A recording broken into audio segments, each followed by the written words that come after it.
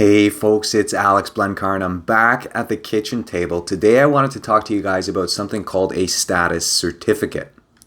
Now, the status certificate is a stack of documents that's going to essentially tell you the financial health of a condominium corporation, as well as help you decide whether or not you want to purchase that condo. Let's hop into it. So when purchasing a condo, it's so important to include a condition that allows you to review a status certificate. In this 60-page document, you will get information on the rules and bylaws for the condo, the financial health of the condo in form of a reserve fund study, more on that later, as well as how many units are leased and information about who manages the property. So first, let's talk about rules and bylaws. So there is a difference between these two, but before we hop into the difference, let's kind of just talk about the general idea of condominium corporations. So the condo corporation actually gets to decide what the rules for the condo will be. So it's really, really important that either you join the condo board and get to be a part of the condominium corporation, or you at least vote on what is happening with the rules.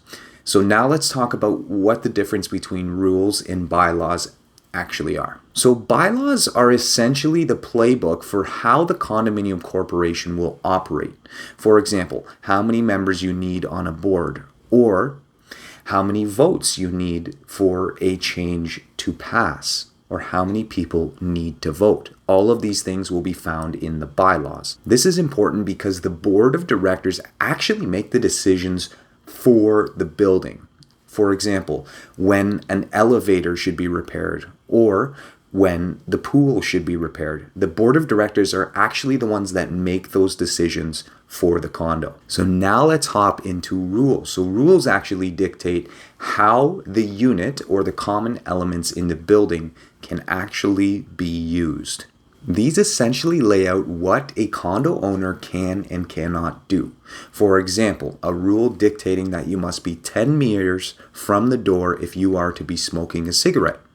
So if you're going to take your cigarette outside, which you will have to do if there's a no smoking in the unit rule, you will have to be 10 meters from the closest door in order to smoke that cigarette.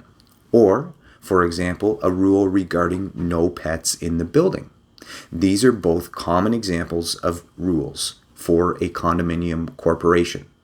Now, the board of directors cannot simply implement rules. There is actually a specific process in which unit owners get to vote as to whether or not they want to make a change or pass a rule. So it's always important to pay attention to those notices that come to your door regarding voting on potential rule changes. Next, let's talk about condo fees. So the status certificate will actually lay out your condo fee structure as well as what your condo fees may cover. For example, garbage and recycling, snow removal, parking, a storage locker, use of the lobby or a pool or a gym.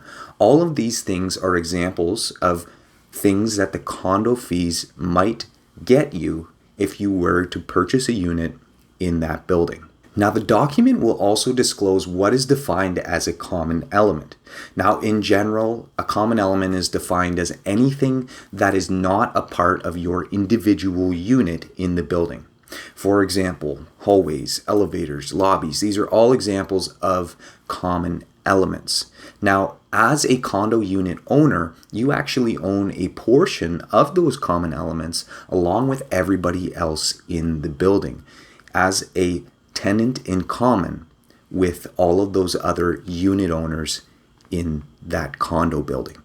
Finally, the status certificate will also detail whether or not the condo fees are set to increase. Now, this is fairly typical. They tend to go up every single year, but the status certificate will tell you if there is a projected increase in those condo fees, so you can add that to your budget when figuring out whether or not this property is for you. Finally, let's talk about the reserve fund. This is how much money the condominium has in savings for any potential repairs that need to be done to the building. For example, if the condominium needed a new roof, in order to pay for it, they would draw money from the reserve fund. Now, the unit owners actually contribute to the reserve fund, and if there's not enough money in that reserve fund to complete that repair, a special assessment can be levied. This is where unit owners may have to pay an additional fee proportional to the percentage of common element fee that they pay as a unit owner. Now, if owners believe that the rationale for the special assessment was not well explained or warranted, they can actually requisition a meeting with the board of directors and have the board of directors explain why they levied that special assessment. Typically, in a status certificate, a reserve fund study is completed.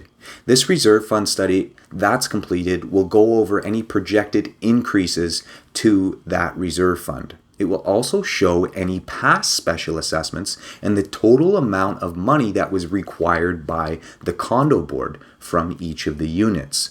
This can kind of help you guess whether or not there will be a special assessment coming up in the future, and to see how many special assessments that this condo corporation has levied against the unit owners during the duration of the building. Finally, it will show any potential special assessments that may come up in the future. Now, if it doesn't show any special assessments, the best practice is just to budget for a future special assessment. So if you see that there's been a special assessment for every 2 years for around $4,000 for all of the unit owners, take how many units there are and divide 4,000 by that number. That will give you a rough amount of how much money each unit owner may have been charged for that special assessment, and budget for that. Now, best case it doesn't happen, but worst case, you've got it in your budget. Finally, let's talk about the importance of including a status certificate review condition in your offer when you're purchasing a condominium. So the status certificate can be very long and confusing. So it's always best practice to have your lawyer review that status certificate to help everybody in the transaction better understand what that document actually says. It will also help the buyer understand whether or not they want to move forward with that transaction and either fulfill or waive that status certificate review condition. Alrighty folks, that's all for me. I hope you enjoyed this video, and I hope you learned a lot about the status certificate and how important it is to include that status certificate condition. If you like this video, please shoot me a like and subscribe below. It definitely helps out the channel. And until next time guys, I'm Alex Blenkarn. This is The Kitchen Table. Take care.